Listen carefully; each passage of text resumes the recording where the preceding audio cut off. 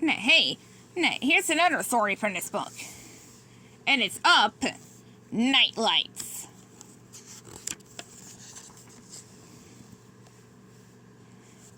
I see one. Pull over, Mr. Fredrickson, Russell said. Carl swerved the station wagon to the side of the road.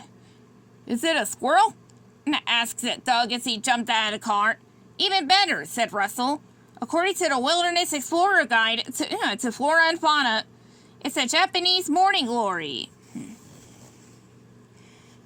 They were headed to Sylvan States Park to earn Russell's a Better Botanist badge, his first as a senior wilderness explorer.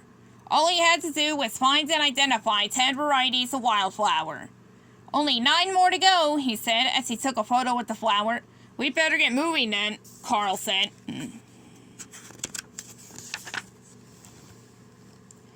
As they drove, Russell looked at the flowers in his field guide. Wow, this book has everything in it, he says. It has sunflowers, it has butterfly milkweed, it has purple wisteria. Does it have a ghost crocus? Wissy asked Carl with a sly smile. A what? Wissy asked Russell. A ghost crocus, said Carl. It's a legendary flower that blooms only at night. Pale as the moon, glows in the dark, with 6 silver petals as stars on its stamens. Brave explorers have looked for it for centuries. Most people don't think it exists. But Ellie swore she saw one once at the very park we're going to. Wow, said Russell. Then he frowned. I don't see in the field guide. Like I said, most people don't think it exists, said Carl.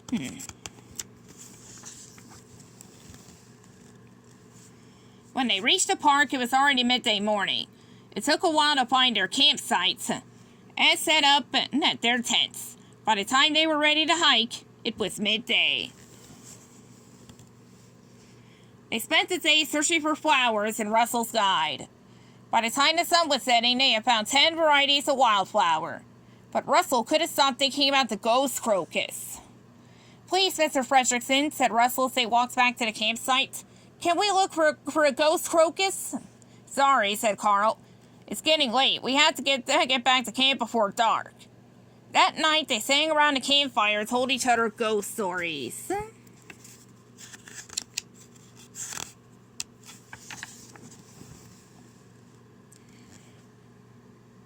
And then they looked at the constellations.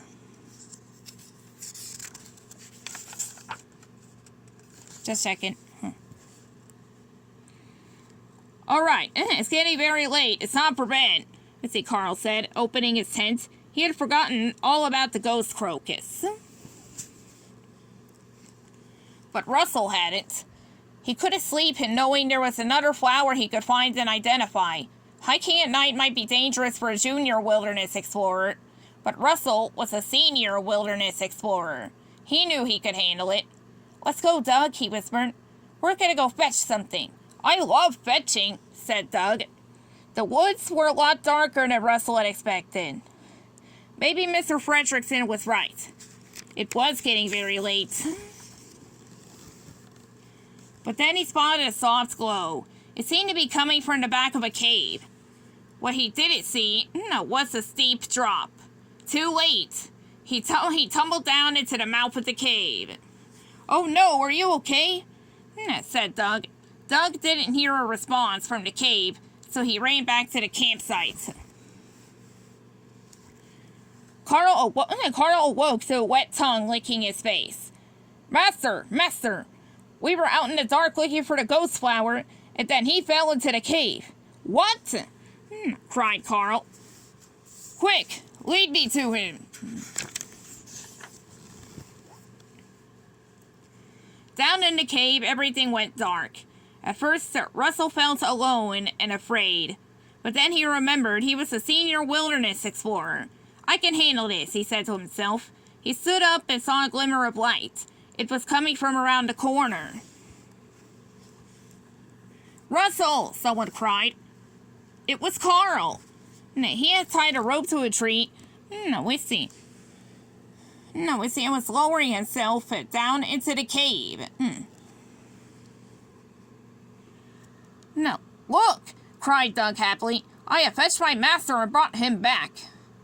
I'm sorry, Russell, said Carl. I shouldn't have told you that story about the ghost crocus. Honestly, I never believed it myself. Ellie always had a great imagination. Well, I found something anyway, said Russell with a sly smile. Well, I'll be, said Carl. I'll linger on this page a bit for you to take in the scenery here. What are those you're asking?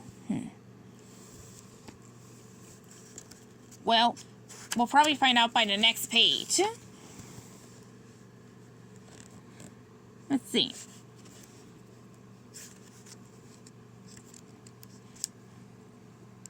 The next morning, Russell, Doug, and Carl packed up the drinks and headed back home. The wilderness explorers are going to be so excited I found all the wildflowers plus one, Russell chattered away in the back seat.